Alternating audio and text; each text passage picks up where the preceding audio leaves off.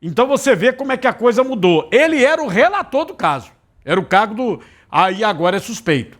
O único que não é suspeito de nada é Alexandre de Moraes. Não é suspeito de nada. Inclusive, no golpe, o punhal verde e amarelo, ele seria a vítima. Em nenhum país do mundo, em lei nenhuma, inclusive da brasileira, se a pessoa é vítima, pode ser o juiz. Mas foi.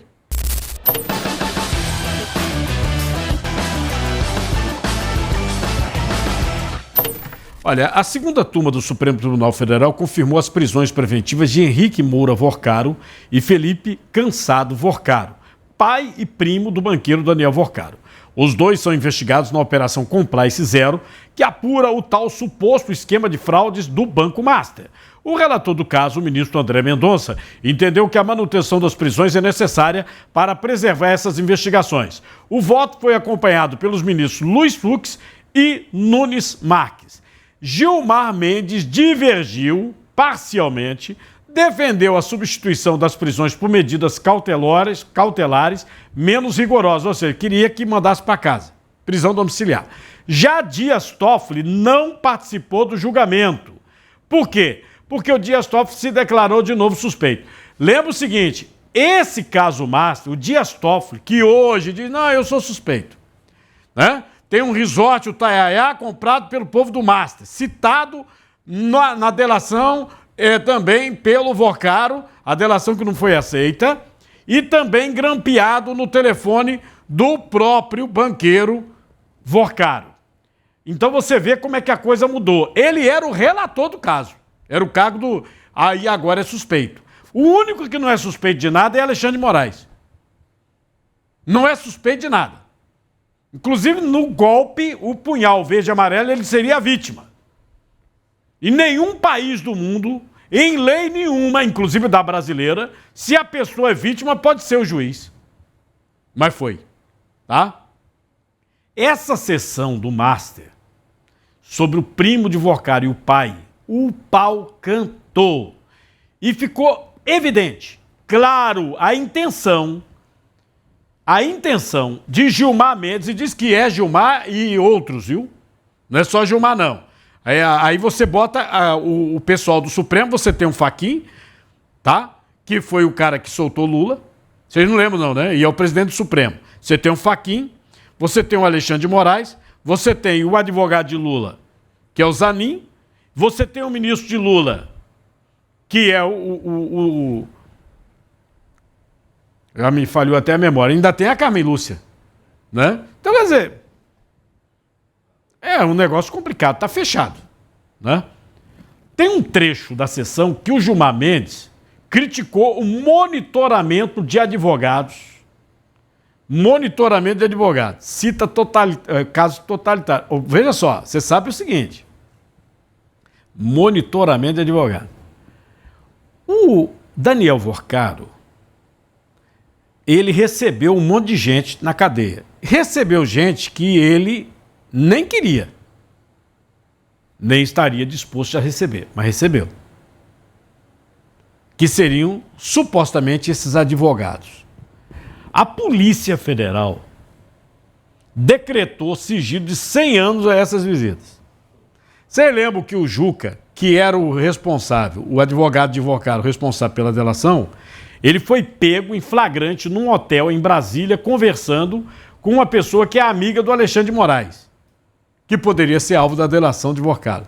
Quer dizer, aí o que o Gilmar Mendes? Ele já reclama.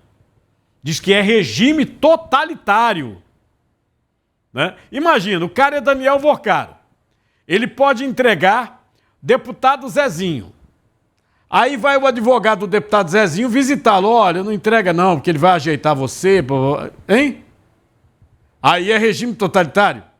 Aí não pode saber disso, né? Bom, vê comigo o que disse o ministro. Monitoramento de advogado tem muito símile, tem muita semelhança com regimes totalitários. Isso não deveria constar do registro. Se a polícia está operando desta forma, está o fazendo de maneira completamente ilícita. Não se pode fazer o monitoramento de advogados. Advogados não de criminoso, de um eventual criminoso ou de um eventual investigado. Não é criminoso. É preciso que isso fique muito claro, que se repudie essa prática de maneira clara. Foi muito bom, ministro André, ter se colocado isso aqui, para mostrar que isso está indo um rumo errado. Isso não condiz com a tradição do Supremo Tribunal Federal. Nós temos uma tradição constitucional liberal em que o direito de defesa é fundamental. Muito interessante. Estão dizendo, inclusive, que ele, no meio da conversa, acabou atacando o Alexandre de Moraes, porque ele quer acertar o caso Master, né? E acertar o André Mendonça. Mas aí acerta o Alexandre de Moraes, porque o que ele falou cabe a carapuça no Alexandre. E eu digo o seguinte, a Globo ainda está fazendo novela? Tá? Rapaz, se quiser uma pessoa para interpretar, uma pessoa indignada e tal, chama o Gilmar Mendes, pô. Não é não? Vocês viram a interpretação batendo a caneta, né? Hein? Impressionante. Impressionante. Sobre esse julgamento, o advogado constitucionalista André Marsiglia lembrou que o Henrique Vorcaro, ele tinha contatos, o Henrique, o pai, dentro da Polícia Federal, viu? Dentro da PF, vê comigo. Diz essa bomba que saiu na imprensa que a Polícia Federal mostrou que o Henrique Vorcaro tinha colaboradores dentro da Polícia Federal. Mandados feitos na casa dele deram conta de que encontraram, inclusive, telas de um sistema interno da Polícia Federal chamado Sinapse, que é uma ferramenta de inteligência da PF com acesso restrito e uso exclusivo da corporação. Ou seja, ele tinha contatinhos dentro da Polícia Federal. Isso é muito sério. Esse Henrique Vorcaro, ao ser solto, atrapalha as investigações, ele tem de permanecer preso e é por isso que ele, o próprio Daniel Vorcaro e o primo estão até hoje presos, porque soltos eles se tornaram um desastre, um perigo para as investigações e para a sociedade como um todo. Inclusive, tem um inquérito da própria Polícia Federal investigando os vazamentos a partir de Juiz de Fora e tudo indica que é com pagamento do pai do Daniel Vorcaro, vazar o que está dentro do arquivo lá da Polícia Federal, né? Tem um outro momento. O Gilmar Mendes critica a atuação do ministro André Mendonça no caso Master. E aí, o que ele quer? Exatamente, isso está antecipado. A Lava Jato, os bandidos estão todos soltos. Todos! Todos! Não tem um bandido da Lava Jato na cadeia, incluindo os políticos, graúdos, casacudos. Aí ele mostrou claramente o que ele quer. Ele comparou essa operação do Master, a Compliance Zero, com a Lava Jato, já dizendo que vai dar a mesma coisa, que vai anular. Vê. A nossa experiência institucional recente, em particular, está repleta de exemplos dos efeitos altamente danosos que o circo midiático e a espetacularização de investigações criminais podem causar.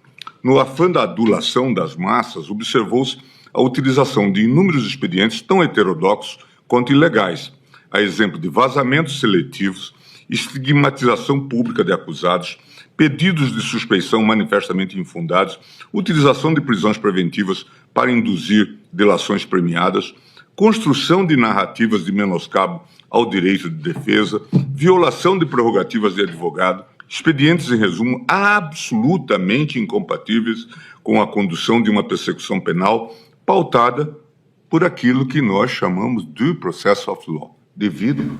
E aí o André Mendonça encarou. Vê comigo. Primeiro, dizer que nós não estamos aqui a julgar Lava Jato. Não vou avaliar a Lava Jato, não é o objeto do julgamento. Nós estamos aqui a julgar a maior fraude financeira da história do nosso país, e se não a maior, certamente uma das maiores do mundo, da história.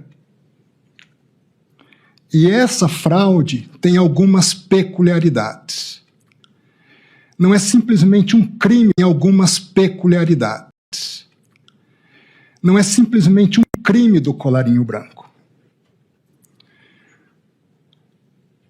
é mais do que isso. Não são simplesmente atores num gabinete na Faria Lima, nos palácios, que praticaram fraudes e crimes de corrupção, de lavagem de dinheiro, de prejuízos ao sistema financeiro nacional, de dilapidação de um fundo garantidor das poupanças do nosso país. Não. Aqui há contornos de máfia. Há contornos de crime organizado mafioso. Crime organizado mafioso, contorno de máfia. E outra coisa, o André Mendonça, ele liberou alguns documentos, inclusive o caso da irmã do sicário, que eu vou mostrar para vocês aqui. Eu vou mostrar para vocês. A pressão que a irmã do sicário... O sicário é aquele que supostamente teria se matado na cela da Polícia Federal em Minas Gerais. Ela pressionou o pai, advogado, dizendo que sabe tudo. Sabe onde estão as armas, não sei o quê. Blá, blá, blá. Deu um esculacho geral. Esculacho geral. É ela, né? Aqui, ó. A irmã. Isso aqui eu ainda vou mostrar para vocês tudinho, porque depois que o ministro André Mendonça viu aonde que o Gilmar Mendes queria chegar, e ele falou em máfia, ele soltou a parada. Tá? Aí tem um momento, ainda contrapondo o que o Gilmar Mendes disse, que o André Mendonça diz o seguinte: sempre fez questão de deixar as decisões públicas. Aí o Gilmar Mendes rebate, não, que as decisões têm que ser públicas, têm que ser publicadas. Que, para o bom entendedor, é exatamente sentença por debaixo do pano. Feita a história da Marit, lembra da Marit? A Marit é a empresa do Dias Toffoli, os irmãos, e o Gilmar Mendes deu uma canetada. Aqui no meu estado, o Gilmar Mendes deu uma canetada na barriga de aluguel, que ia pegar o João Campos. Tá? Olha aí o que disse o André Mendonça. Mário, eu faço questão de publicar minhas decisões. Sabe por quê? É uma forma da sociedade criticar minhas decisões. Não, mas Vossa Excelência não tem alternativa. É a lei que manda. É a Constituição que manda. Vossa Excelência não escolhe se publica ou não publica a decisão. Não. Tem decisão que é pública e tem decisão que eu posso manter em sigilo, reservado aos magistrados. É distinto. Não, mas a rigor as decisões têm que ser publicadas. Não, nem todas. Inclusive para o controle geral e o controle social. Fico feliz que Vossa Excelência estimule isso. Não, é fundamental. Fico feliz. Mas de modo que... Você quer ver como é que esse Supremo está incoerente? Tá? Tem um fato recente aqui. Quem se julgou suspeito? Eu acabei de dizer, Dias Toffoli, que era o relator desse caso, do Master. O Dias Toffoli, quando assumiu o caso Master, primeira coisa, ele decretou sigilo máximo absoluto. Ou seja, só o ministro do caso e os advogados do caso poderiam ter ciência do processo e das decisões. Dias Toffoli, pô. É isso que o André Mendonça está se referindo. E será que o Gilmar não sabe? Aí o André Mendonça diz o seguinte, que aí ele soltou o bicho, que há tentativa, que ele sabe, de desacreditar essa investigação. Ele já sabe, todo mundo sabe. Vem comigo.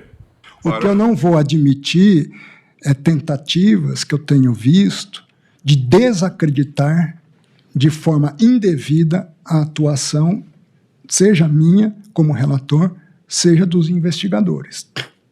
Não vou. Eu não vou transformar o certo em errado e nem vou admitir que isso seja feito. Então, a investigação, no que depender de mim como relator, seguirá seu curso. Interessante a questão da delação. Eu sempre disse para os advogados, não estou preocupado com delação. Não, primeiro que eu não prendo para fazer delação. Não me permitiria isso. Não dormiria tranquilo se eu fizesse isso. Em segundo lugar, que a delação é um ato de vontade da defesa. Alguns advogados vinham para mim, mas você não vai pegar todo mundo? Eu falei, eu estou preocupado em pegar o que a investigação determinar. Não estou preocupado se será todo mundo ou não. Estou preocupado com o que a investigação vier a esclarecer. Até porque a lei, na verdade, não dá a Vossa Excelência esse poder. Não dá, nem me arvoro, porque em outros casos Em outros casos, nós temos visto atuações dessa JAES. Não na minha relatoria. Não na minha relatoria. Os outros casos, foi o que? O golpe, é? O ministro relator foi o juiz, foi o delegado, foi o investigador, foi o promotor, era a vítima. Em outros casos, será que foi esse, hein? O do Alexandre de Moraes? Foi aqui, ó. Voadora. Agora, será que esse povo tem simancol? Você viu ele corado? Vermelhinho? Frio. E discutindo. Né? Você vê claramente hoje como é que está esse país, porque os bandidos estão mandando nesse Brasil. Facção criminosa em tudo quanto é canto, uma desgraça. O Deltan Dallagnol foi para cima do Gilmar Mendes, vê? Disse para a Folha de São Paulo, deixa eu pegar aqui, Folha de São Paulo, que ele via com cautela prender um familiar de investigado quando não houvesse um motivo concreto e individualizado. Mas sobra motivo concreto e individualizado, Gilmar. Ou seja, Gilmar estava ali com a caneta na mão para mandar soltar de modo injustificável. E foi aí que a Polícia Federal agiu. O próprio Mendonça, ele tirou o sigilo dos documentos para todo mundo ver, para não ficar acessível só aos ministros, para a gente ver a incoerência do voto do Gilmar. E o Gilmar foi desmascarado. Gilmar votou para soltar como se não houvesse prova alguma desses crimes. E a Polícia Federal acabou de colocar na luz, em cima da mesa, as provas que mostram que o Gilmar só votou pela soltura para garantir a impunidade dessa turma toda. Agora pensa comigo o seguinte. Por que é que a gente precisa torcer por uma jogada de bastidor da Polícia Federal, do ministro, levantando o sigilo, para impedir que o ministro solte alguém que é suspeito de cometer crimes gravíssimos e que teria agido para obstruir as investigações, hein? Porque a gente não consegue mais confiar nos ministros do Supremo. Alguns a gente consegue, mas grande parte deles, eles são inconfiáveis. Não são dignos da nossa confiança. É duro falar isso, né? A questão da não ter dignidade, né? Porque se a pessoa não é digna, é não ter dignidade. Ou seja, é o sujeito duas caras. Na política, a gente está acostumado com isso. Político duas caras, já falei muito sobre isso. Ou seja, é falta de dignidade. O cara pega, esculacha o PT, por exemplo. Aqui mesmo está acontecendo agora. Aí daqui a pouco se junta com o PT. Diz que o PT é um partido de bandido, que não sei o quê, aí se junta. Né? E diz que é soldado agora do presidente Lula, que não sei o quê. Isso a gente vê direto. Vê direto. A Tebet fez isso, a Marina Silva fez isso, né? Aquela Tronicle fez isso também. Senador, tem um monte de gente. O país está cheio desse... Eu acho falta de dignidade. Não sei se você acha. O jornalista William Wack, que é da CNN, diz o seguinte, que a divergência no STF revela como cada lado aí do STF está encarando esse escândalo do Márcio. Veja. O que a divergência deixou exposto é como duas alas diferentes do Supremo encaram o próprio escândalo. Na visão do decano Gilmar Mendes, que foi voto vencido pelo relaxamento da prisão, as operações policiais que investigam o escândalo do Master se parecem às da Lava Jato, prendendo parentes de acusados para conseguir delações. E se transformaram essas operações, na visão de Gilmar, num caso rumoroso, cada vez mais espetaculoso e sensacionalista, provocando, essas observações do decano, imediata reação do relator da matéria, que é o ministro André Mendonça, que disse não se prestar a fazer trabalhos abjetos, como esse de prender para conseguir uma delação. Aspas, não estamos falando da Lava Jato, aspas, disse Mendonça. Não estamos mesmo. Os erros da Lava Jato são lembrados até hoje, assim como a maneira como o Supremo, com supremas canetadas, passou a borracha em quase tudo, como se o imenso escândalo de corrupção tivesse sido uma invenção. O que torna realmente espetaculoso o escândalo do Master é a suspeita de compra de agentes públicos, entre eles, integrantes do próprio Supremo. A essência da crise. Tá entendendo? Você vai ver ainda que nessa mesma sessão do Supremo, o ministro André Mendonça disse que recebeu de um advogado uma proposta de uma delação seletiva. Sabe o que é delação seletiva, né? Eu acerto fulano, não acerto ciclano. Tipo, um negócio escandaloso. Eu acho até que devia ter dado voz de prisão ao advogado. Mas você viu, o Gilmar Mendes disse que não.